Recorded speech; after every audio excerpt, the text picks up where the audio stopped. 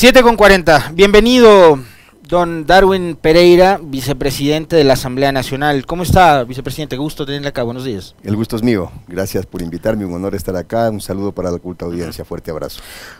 Empecemos quizás por lo más doméstico. ¿Están superados los impases a la interna en Pachacutic después de la elección un poco violentada de aquel 29 de abril? Yo diría que de una u otra manera es la dinámica propia de una organización política en la que se vive una verdadera democracia. Yo no he visto ningún otro partido en el que se permita que las bases puedan definir su futuro en elecciones libres, universales, secretas, como lo hemos hecho nosotros. Y estos yo diría que son gajes del oficio, que obviamente van a haber reclamos de quienes de una u otra manera pudieran sentirse afectados o verse afectados en sus derechos, y obviamente tienen las instancias orgánicas internas.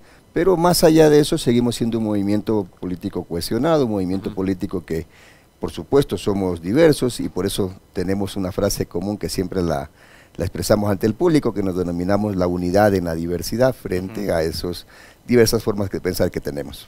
¿Se respeta, vicepresidente, el resultado que dio como coordinador nacional elegido ya a Guillermo Churuchumbi, o todavía hay que procesar objeciones, impugnaciones? No, hay que procesar todavía algunas impugnaciones, algunas objeciones. Nosotros tenemos un tribunal electoral interno que es el que toma decisiones y es el que finalmente nos tiene que dar un resultado, porque de acuerdo a nuestro régimen orgánico, esa es la función de nuestro tribunal electoral. Y entiendo que ahora incluso han judicializado un poco el tema, va a haber una acción, han planteado una acción de protección y va a haber una audiencia el día lunes, pero no son temas que nos asustan, más bien son temas que nos dejan ver y le dejan ver al país que esos quizás son los efectos de este hasta cierto punto exceso de democracia que tenemos nosotros al interior del movimiento. Aquí nadie viene y pone órdenes, nosotros no tenemos presidentes vitalicios, nosotros no tenemos nada, caciques que nos digan cómo hacer, y más bien son siempre las bases, y esto es una dinámica de ese movimiento. Respetuosos absolutamente de esa dinámica, me parece que sí, que usted, hay algo en lo que tiene muchísima razón, que es probablemente el hecho de que en Pachacutic la democracia participativa se vive, digamos, de la manera en la que lo han demostrado ante el país. El problema es que ocurran esta suerte de diferencias, de discrepancias, sobre todo en una coyuntura especial. ¿Y por qué le digo esto? Porque hay quienes han señalado que por un lado están los afines, por ejemplo, a Leonidas Issa, Guillermo Churuchumbi, y el grupo de legisladores que sostienen que hay que empujar la censura del presidente Lasso, y por otro lado están Marlon Santi, Cecilia Velázquez, conductores de Pachacutic, con legisladores como Mario Ruiz, Sofía Sánchez, Jessica Castillo, entre otros, que de la noche a la mañana se declararon defensores del presidente Lasso. A ver, yo quiero hacer una diferenciación porque el país debe tener este tema claro, ¿no? Una cosa es nuestros problemas internos, nuestra democracia interna, nuestra forma de organizarnos y poder darle al movimiento una conducción, es decir, hoy estamos en la elección de nuestra nueva directiva nacional, y obviamente eso de una u otra manera va a provocar ciertas diferencias porque es parte de la democracia, como decía hace un momento, que tenemos. Pero otra cosa distinta es que tengamos compañeros que, por muy autoridades que sean, quieran salirse de la línea ideológica. Marlon Santi, Cecilia Velázquez, Leonidas Issa, Darwin Pereira y muchos asambleístas y autoridades del movimiento coincidimos en que el presidente de la República debe irse. Tanto es que coincidimos que hay una orden de un consejo político, un mandato para nosotros, un consejo político que no lo compone uno ni dos personas, lo componen para empezar los 24 coordinadores provinciales de las directivas nuestras que tenemos en todo el país, lo compone la directiva nacional que son 12 miembros, lo componen las organizaciones sociales, CONAIE, CONFENAIE, CONAISA y COARRUNARI, lo componen también los asambleístas. En ese espacio, que es un espacio amplio, se debatió el juicio político. No es que alguien vino y ordenó, no, tienen que votar por la destitución. No, aquí se debatió y ahí pudimos esgrimir nuestros argumentos en favor o en contra, y luego de eso se toma una decisión, producto mismo de este ejercicio democrático que nosotros tenemos. Y esa orden, una vez que hay una decisión de consenso por mayoría, que nos dice que hay que votar por la destitución del presidente, a mí sí me preocupa que hayan compañeros que se quieran salir de esa línea. Eso es otra cosa, eso ya no es democracia, eso ya me parece que es una indisciplina partidista frente a una oportunidad que han tenido. Yo les he dicho a los compañeros, Si ustedes creen que la tesis es de que no votemos por la destitución de Guillermo Lasso, pidan que se llame un consejo político y debatámoslo con las bases. Porque al final del día lo que estamos haciendo ahora, quienes decimos que tenemos que votar por la destitución de Guillermo Lasso, es obedeciendo un mandato que nos han dado las bases. Usted, y hemos conversado en varias ocasiones anteriores, vicepresidente, usted ha sido muy duro y muy sincero en su crítica al gobierno nacional y al presidente Lasso. Y usted nos dice hoy, hay una decisión no únicamente de Darwin Pereira, sino de un Consejo Político Nacional, correcto, de que hay que censurar y destituir a Guillermo Lasso. ¿Qué pasó, por ejemplo, con gente como Mario Ruiz? A mí me sorprendió la postura de Mario Ruiz, cambiante de la noche a la mañana. Yo no le voy a pedir que responda usted por él, porque es otra persona, por supuesto, pero es su compañero de partido. No le voy a pedir lo mismo en el caso del señor Vanegas, porque a Vanegas ya lo conocemos, ya lo conocemos. Pero de Ruiz sí me sorprendió, porque además hay una declaración que hace Ruiz en el programa de Carlos Vera los domingos, en donde dice que todo este tema del juicio político es parte de un acuerdo entre Correa y Lasso. ¿Usted cree que eso es posible? O sea, en serio, yo hace un rato decía que el gobierno nacional, en este tema de desmontar una reforma tributaria que ellos mismos aprobaron, nos hacen creer ahora que son buenitos con los ecuatorianos y que ustedes nos quieren generar un ahorro de 190 millones. Creen que somos idiotas. Le condecoraron a Diego Ordóñez porque creen que somos idiotas. Mario Ruiz, ¿en serio cree que los ecuatorianos somos idiotas, vicepresidente? A ver, como usted muy bien dicho, yo no podría contestar por Mario. Sí, a mí sí me ha sorprendido también, debo ser franco, me ha sorprendido su posición. Hemos conversado, él es ahora nuestro jefe de bancada, pero le hemos dejado absolutamente claro. Nosotros, Mario, porque no soy el único, varios asambleístas, vamos a votar por la destitución de Guillermo Lasso porque es un mandato, no porque nos lo digas tú, porque nos lo diga otro compañero, ni nadie. Aquí nadie obedece como agacha la cabeza y obedece a un cacique. No, hay una resolución y vamos a obedecer eso. En realidad, me parece que es Mario quien debería contestar su cambio de opinión. Al final del día, tiene una posición ambigua porque por rato hace entender de que sí va a votar por el juicio, por rato hace entender de que no va a votar por el juicio. En fin, me gustaría creer que Mario finalmente va a terminar votando por la destitución de Guillermo Lasso, pero mire, más allá de eso usted ha tocado un tema fundamental y eso es lo que en realidad debemos empezar a debatir los ecuatorianos. Debemos empezar a alejarnos de pensar de que todo el Ecuador o todo lo que pasa en este país solo es un juicio político. Están pasando cosas extremadamente preocupantes. Nos acaban de firmar un TLC con China, ¿sí? Acaban de hablarnos de una reforma tributaria, pero que también hay que entender a quién le va a grabar. Es decir, le están dejando de grabar a unos, pero ahora van a empezar a grabar a otros, ¿no? Tenemos que entender ahora mismo, porque muchos miran solo lo que pasa en la capital, pero ¿qué está pasando en la periferia? ¿Qué está pasando ahora mismo con los bananeros? Por ejemplo, en mi provincia y en toda la costa, porque banano no solamente hay en el Oro, hay en toda la costa. Esta semana le están pagando $3 la caja de banano. De eso también tenemos que hablar y eso también tenemos que reclamar y hemos levantado nuestras voces de alerta. No es posible que este gobierno, el gobierno de los industriales, el gobierno de los banqueros, por ejemplo, y se lo hemos venido reclamando permanentemente, pretenda importar maíz en plena cosecha de maíz que se viene ahora en julio y en agosto. Eso es un tema que nosotros no hemos descuidado y no podemos pensar o hacerle pensar a la gente de que solo está pasando el juicio político. No, en la asamblea estamos fiscalizando el tema del maíz, estamos fiscalizando el tema del banano, en la asamblea estamos alertas a la reforma tributaria que ya nos llegó ayer, que ya la hemos leído y en el caso de mi equipo estamos haciendo ejercicios, estamos haciendo corridas para determinar al final del día si efectivamente hay ese beneficio, porque perdóneme, pero yo al gobierno no le creo. Están grabando con impuestos las atenciones veterinarias, están grabando con impuestos los espectáculos públicos, están grabando con impuestos. Sí, vea usted el campeonato de fútbol, yo no me acuerdo cuándo fue la última vez que fue a un partido, pero hasta el campeonato de fútbol va a tener que pagar impuesto ahora a una persona que quiera ir a un partido. Efectivamente, esas son las cosas que a nosotros nos preocupan, porque yo le decía hace un momento, nos engañan que van a dejar de grabar a unos, pero no le han dicho esta otra parte, que esos unos que dejan de ser grabados simplemente es porque le van a grabar a otros que no estaban siendo grabados. Entonces, al final del día, lo que yo veo en la reforma tributaria, a priori, porque todavía no hemos terminado de hacer todas las corridas que estamos haciendo respecto a los números, lo que yo entiendo ahora mismo es que finalmente dejan un sector de la clase media para cargársele a otro sector de la clase media, pero que finalmente no dejan de grabarle a la clase media, porque usted, yo no sé si usted ha visto, porque yo ayer leí rápidamente el proyecto, porque ya nos llegó una tarde, el proyecto no dice en ningún lado que vamos a grabar a los bancos, por ejemplo. El proyecto no habla, por ejemplo, de qué va a pasar con los dineros que tienen los bancos en el extranjero. ¿Sí? De eso no dicen absolutamente nada. En este proyecto no dicen nada de los 70 millones de dólares que nos debe Perenco, por ejemplo, y que no le paga al Estado, ¿sí? No dicen nada de los grandes evasores tributarios, de eso no dicen absolutamente nada. El país tiene casi 4.000 millones de dólares solo en evasores tributarios que no le quieren pagar al Estado y que prefieren tenerlo al SRI en juzgados, en juicios, de aquí para allá, y no puede ser eso. Entonces yo creo que hay que por alguna vez en la vida tributaria de este país entender de que dejen de grabarle a la clase media, que ya aporta, ya paga. La clase media no saca la plata del país, la clase media no se va a comprar a Miami, la clase media compra aquí, hace dar el circulante en la parroquia, en el cantón donde vive. A esa clase no le podemos seguir grabando impuestos, por el amor de Dios.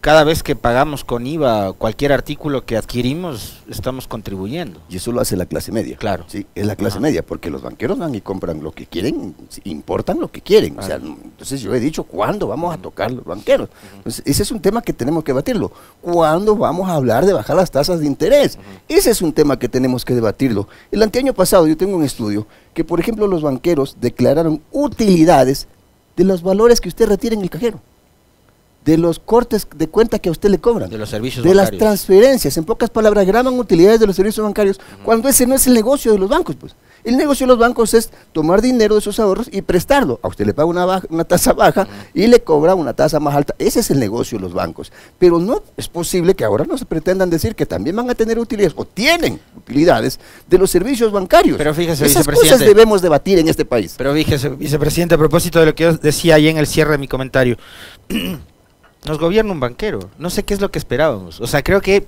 quienes votaron por Lasso, yo me refería, por ejemplo, al segmento de la cultura.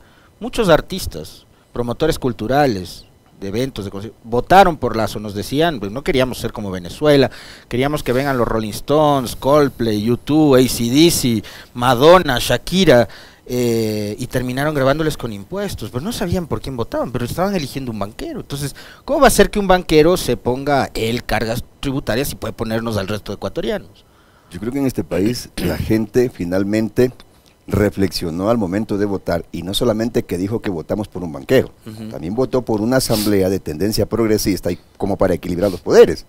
Y aunque al banquero no le guste, hoy tiene una asamblea a la que la tiene que escuchar, a la que la tiene que respetar, y que de una u otra manera ustedes se han dado cuenta se ha hecho respetar, aunque no le guste, aunque nos critique, aunque tenga campañas con millones de troles haciéndonos pedazos todos los días. Desde hoy va el gobierno a lanzar una campaña para darles palo, ¿no? Hoy ya estamos acostumbrados, no dice que somos negros, feos, cholos. Yo no tengo la culpa, es el color de piel y soy orgulloso de mi color de piel, pero diga lo que nos diga, vamos a hacer nuestro trabajo, vamos a tomar esa reforma tributaria y la vamos a vigilar muy bien, y la vamos a revisar de arriba abajo, y si no tiene que pasar porque finalmente termina perjudicando al pueblo ecuatoriano, pues no pasará, pero si tiene que pasar porque ahí en el debate logramos que pague la clase que no le gusta pagar impuestos en este país, la clase dominante, que es la clase de los amigos de los banqueros, la clase industrial de este país, pues tendrá que pagar impuestos. Este gobierno, en los últimos días, como estrategia de comunicación, ha sacado como voceros a Osvaldo Hurtado, que se ha tomado, digamos, todas las entrevistas a las que le han invitado, como el espacio propicio para catalogar a Leonidas Issa y a un segmento, una facción de la CONAIE, como un grupo terrorista. Por otro lado, a la señora Joyce de Zinata, que entiendo ahora es experta en gasto público, que dice que la asamblea nos cuesta 100 millones de dólares al año, entonces mejor habría que mandarles a ustedes a la casa. ¿Qué opinión le merece esta campaña de desprestigio, no únicamente a la asamblea, sino, por ejemplo, al presidente de la CONAIE, Leonidas Issa, quien Osvaldo Hurtado, Carlos Vera, Emilio Palacio, Andrés Páez lo han llamado terrorista? A ver, primero, pues, yo creo que no se tiene la culpa a Osvaldo Hurtado, sino ¿quién le cree a Osvaldo Hurtado? ¿Quién le cree a Osvaldo Hurtado? Pues no, o sea, disculpen. Nadie, la última vez que participó en una elección sacó el 1%. Por el amor de Dios, pues es un hombre que le hizo demasiado daño a este país. Yo creo que es hasta una vergüenza creer que podemos opinar respecto de lo que él ha dicho. O sea, creo que me reservo el derecho de hacerme a un lado, de tener vergüenza, porque, o sea, por favor, o sea, me provoca otras cosas, me va a dañar el desayuno. Yo creo que más bien deberíamos hablar. Y otra cosa que sí le quería decir, que sí me preocupa, es que hoy en día todo el mundo es experto en el movimiento indígena. Todo el mundo es experto en la coyuntura o en la forma de pensar, en la cosmovisión indígena. Sí, ahora piensen como los indígenas, ahora opinan sobre los indígenas, ahora resulta que los indígenas que los indígenas ya andan jalándolos de un lado para acá, de allá para acá. No, han hablado del movimiento Pachacuti, creo que no han leído una línea de nuestro régimen orgánico, no han leído una línea de nuestra declaración de principios, pero hablan de nosotros. Bueno, les agradecemos porque nos hacen publicidad gratis, pero nuestro problema lo vamos a resolver nosotros, y las decisiones que tomamos frente al país las vamos a tomar con absoluta responsabilidad, y eso que no les quede la menor duda. Que les duele que hoy Pachacuti tenga 23, 24 legisladores en la Asamblea Nacional, pues les va a seguir doliendo, porque nos quedan todavía 2 años más, y estas voces divergentes, distintas a lo que piensan los poderes dominantes del país, vamos a estar en la Asamblea 2 años más, porque no lo veo pues al señor Guillermo Lasso mandando la muerte cruzada, como muchas veces sale a cacarear con cuento de que sí, que ya mismo, que por aquí, que por allá. No la va a mandar, y por último, si la va a mandar, mándela, porque a mí me daría mucho orgullo tener que irme adelante de alguien que se va a ir atrás mío y va a dejar de hacerle tanto daño a este país. Pero yo la verdad que más bien me da gusto cuando los escucho hablar de nosotros, porque no tienen la pizca, la mínima idea de cómo es la cosmovisión indígena, ¿no? Yo creo que si ellos le dicen la palabra minga, se van a quedar en el aire. ¿Qué será eso? Pues, ¿no? Entonces, esas cosas realmente a mí no es que me preocupan mucho, y dicen en el campo la patada se la recibe dependiendo de quién venga, ¿no? Sí, yo siempre que les escucho opinar a esta gente, me pregunto si alguna vez en su vida estuvieron en alguna comunidad, visitaron la Amazonía o estuvieron en el páramo. Siempre me pregunto eso. Vicepresidente, lo propio, en estos discursos, en estos relatos, hay quienes sostienen que hay la necesidad de el gobierno para tratar de sostenerse, de mantenerse y de seguir comprando conciencias o cooptando votos en la Asamblea, llegar a un acuerdo nacional. ¿Es posible formar una coalición, un acuerdo nacional con un gobierno como el de Guillermo Lasso, con la visión ideológica, política que tiene Guillermo Lasso, si es que la tiene, ¿no? Y su gobierno, con grupos políticos como Pachacuti, la Izquierda Democrática? ¿Usted cree que se puede cogobernar con Lasso? A ver, se puede llegar a un acuerdo nacional. Cogobernar es otra cosa.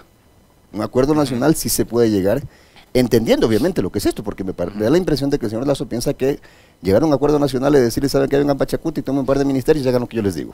O sea, vengan acá a Izquierda Democrática, tengan otro par de ministerios y hagan lo que yo digo. No, eso no es acuerdo, discúlpeme. Eso básicamente es cogobernar, y eso básicamente es convertir en mendigos a los movimientos. Nosotros no somos mendigos, no estamos para mendigarle nada. Si nosotros queremos llegar a un acuerdo nacional, yo no tengo problema en sentarme a conversar con el presidente de la República, siempre y cuando esté dispuesto a escuchar. No un presidente que usted le dice una cosa por este oído y ya le sale por el de acá, pues. O sea, eso no es diálogo, pues. Sí, que en verdad está aprendiendo la lección, y si es que en verdad, como él dice, ya tiene los votos para salvarse, pues habrá que sentarnos a conversar si es que él está dispuesto a tener un diálogo honesto. Y si no, pues tendremos que hacerlo con el señor Borrero, porque al final del día, yo tampoco me niego, creo que el país necesita un poco más de tranquilidad, podemos tranquilamente intentar un diálogo, pero siempre y cuando haya la predisposición de escuchar. Si no, me parece que si va a pensar que nos va a llamar a una mesa para decirnos, tengan un ministerio, tengan otro ministerio, no, eso no queremos.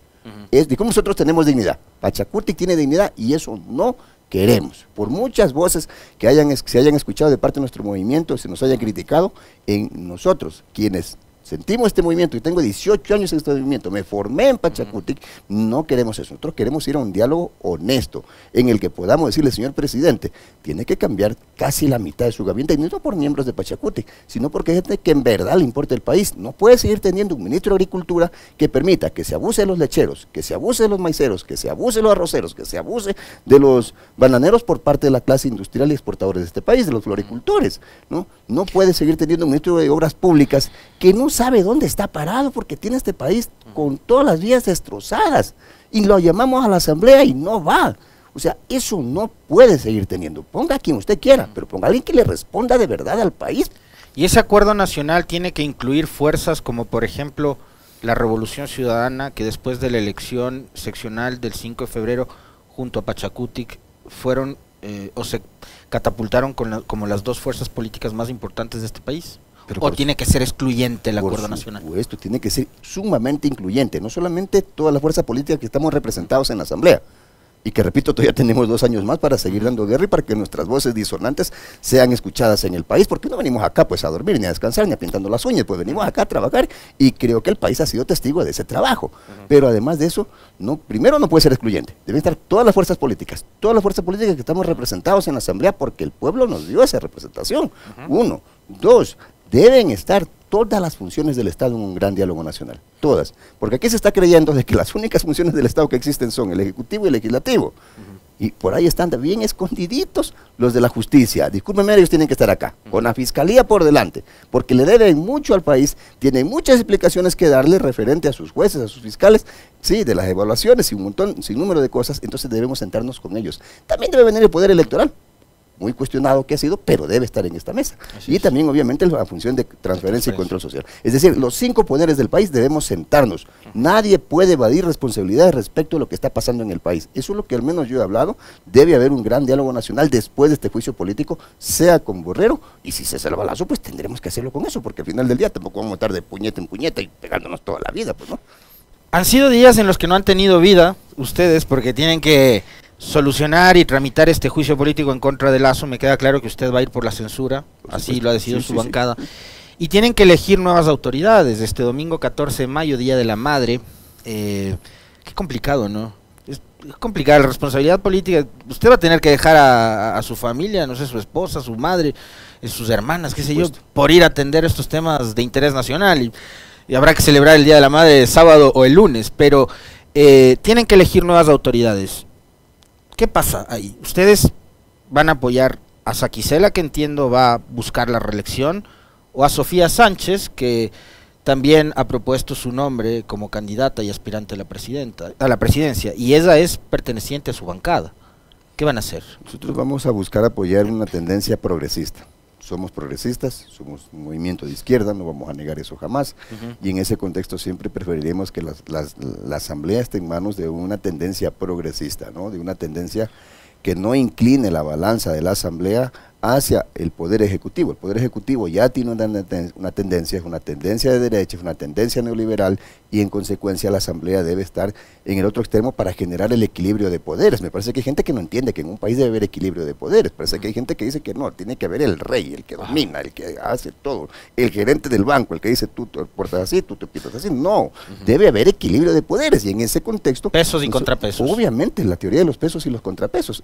Y en consecuencia de aquello, vamos a votar por una tendencia progresista. Estamos conversando, sí, hemos conversado con Virgilio Saquicela, que es una opción viable, me parece. Sin embargo, nada está dicho, tomamos siempre decisiones en colectivo, y en su momento determinado haremos el anuncio público de cuál será nuestro respaldo. Ese anuncio público no lo hicieron ya la víspera con un comunicado en el cual también consta su nombre: Patricia Sánchez, Darwin Pereira, Dina Farinango, Salvador Quispe, Isabel Enríquez, Joel Abad, Fernando Cabascango, José Chimbo y Celestino Chumpí. 9 nombres, en donde ustedes manifiestan que no van a respaldar a Sofía Sánchez por no haber acatado las disposiciones del Consejo Político del Movimiento Pachacuti, y es esto que les hace pensar que ella no goza de la confianza de quienes también son parte de la bancada. Ustedes ya lo dijeron, no van a apoyar a Sofía Sánchez. Es una propuesta de la bancada que para respaldar la candidatura de Sofía Sánchez, ella vote por la institución de Guillermo Lasso, más allá de que vote, que haga caso a que obedezca a un mandato que tenemos del Consejo Político. No lo ha querido hacer.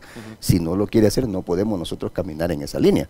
En ese contexto aspiramos de que reflexione, porque si no reflexiona no va a tener el respaldo, al menos de quienes hemos firmado ese documento, y ayer se han sumado unos 2 o 3 compañeros más que no están ahí: Manuel Medina, el compañero José Chimbo de Bolívar, y a lo mejor hoy se sumen otros compañeros, porque no vamos a permitir, al menos que nos hemos cuidado la base histórica del movimiento, no vamos a permitir que se desobedezca los lineamientos de Pachacuti. Y hoy hay un lineamiento dado, y quien se salga de ese lineamiento no puede aspirar a tener el apoyo de la bancada. UNES ya ha hecho público su apoyo a Saquicela. Me imagino que por ahí también se estará, es legítimo, por supuesto, y además siempre ha ocurrido lo mismo históricamente en las conversaciones en el Parlamento. Estará en juego la vicepresidencia, no sé si de Marcelo Holguín o de cualquier otro integrante de la bancada, pero será vicepresidencia para UNES. Usted es vicepresidente también, digo, en el caso de esta facción de Pachacuti, ¿estarán condicionando lo mismo a Saquicela, es decir, repetir vicepresidencia y un puesto en el CAL? ¿Qué es lo que se está conversando? Siempre hay aspiraciones y son justas, ¿no? Porque de una u otra manera son la forma de hacer valer nuestra voz. Nosotros hemos tenido una vicepresidencia en la que hemos tenido una voz que usted ha visto, una voz disonante, una voz constante, una voz con fuerza, y es lo que queremos seguir teniendo, es nuestra aspiración. Pero nosotros también hemos dejado claro ante el país, no necesitamos quizás un cargo para poder tener esta energía, para poder compartir, para poder defender a nuestros hermanos ecuatorianos, y en ese contexto pues sí, tenemos aspiraciones, serán parte de las conversaciones como colectivo, y una vez que tengamos esas decisiones como colectivo y acuerdos con una tendencia que, repito, queremos que sea progresista, pues se las haremos pública al país. ¿Qué va a pasar con las comisiones? A ver, por la dinámica, recordando sobre todo los últimos acontecimientos de mayo del 2021, no fue el 14, tuvieron que esperar un día más, ¿no? Fue el 15 cuando finalmente se destrabó la elección de Guadalupe Zor y el resto de autoridades. Lo de las comisiones también quedó para después, tomando en cuenta de que no hay, digamos, un bloque hegemónico, son todas minorías, y para armar una mayoría van a tener que irse sumando de a poco. La conformación de las comisiones, ¿para cuándo podría quedar, tomando en cuenta de que no les va a alcanzar el tiempo el domingo? Claro, va a ser muy difícil elegir el domingo, pero tampoco podemos tenerlo al país mucho tiempo sin comisiones, toda vez de que hay temas muy importantes en las comisiones. En la Comisión de Educación queda la ley de cultura casi lista para segundo debate, por ejemplo, una ley muy importante para los gestores culturales. Tienen que delegar a la de régimen económico y tributario esta reforma urgente. La reforma económica urgente, entonces no es que podamos darnos el lujo de tener al país mucho tiempo sin comisiones, y en ese contexto yo asumo que a más tardar lunes o martes tendremos que estar eligiendo ya las comisiones. ¿Fernando Villavicencio debería repetir en fiscalización y como presidente, o a él hay que también tratar de, no sé, capaz mandarle a la comisión de participación ciudadana, qué sé yo, la de la niñez? Afortunadamente la ley no le permite repetir, ¿sí? La única comisión que no puede repetirse es la de fiscalización, todas pueden reelegirse, menos la de fiscalización, y en ese contexto pues habrá que... él tendrá que revisar, o a lo mejor en base a un acuerdo determinar a qué otra comisión él vaya, pero la ley no permite que él se repita. ¿Cuál es su opinión con respecto de la conducción del juicio político en la comisión de fiscalización a manos de Villavicencio? O sea, discúlpeme, pero me parece que esto es más o menos como que vayamos a jugar un partido de fútbol y el árbitro se ponga la camiseta de uno de los equipos. Como en la época en la que Elías Jacome le pitaba al Barcelona, dice usted. Entonces se ponía... Ya se quita la camiseta de árbitro y se pone la camiseta, entonces usted tiene un partido de 11 contra 12, lo mismo se traslada acá, ¿no? Básicamente se ha jugado con árbitro en contra, pero me parece que ha habido, no ha habido conducción, ha habido una inconducción, o sea, siempre se inclinó la balanza y siempre vimos este tema que lo preveíamos que se iba a sacar resolución a favor del presidente, pero con la ley en la mano, con la experiencia que ya hemos tenido, porque no es la primera vez que lo hace el señor Villavicencio. Yo personalmente fui prácticamente una víctima de estas conducciones erradas. Recuerdo que cuando le seguí el juicio político a la superintendenta de bancos, el señor Villavicencio sacó un informe a favor de la señora superintendente de bancos, dijo que tenemos que poner una aureola y declararla santa, ¿no? Fue en el pleno donde revertimos este tema y finalmente pues la señora incluso fue destituida, ¿no? Por encima de la voluntad del señor Villavicencio. Finalmente esta asamblea ha tenido decisiones muy sabias, muy inteligentes, que han logrado que estos funcionarios, ¿sí?, no se nos escapen por las tranqueras, no se nos escapen por leguleyadas, porque hay un pleno que hace respetar la ley. En este momento la ley establece a través del artículo 142 que tenemos que traerlo al señor Guillermo Lazo a juicio político, y ha procedido en consecuencia, aunque no le guste al señor Villavicencio o a algunos miembros de la Comisión de Fiscalización. Por cierto, en la época en la que Bayro Moreno le pitaba la liga también le beneficiaba. Le quiero agradecer infinitamente, Darwin Pereira, vicepresidente de la Asamblea, por haber aceptado la invitación. Un honor estar acá, muchísimas gracias. Muy un gentil. abrazo.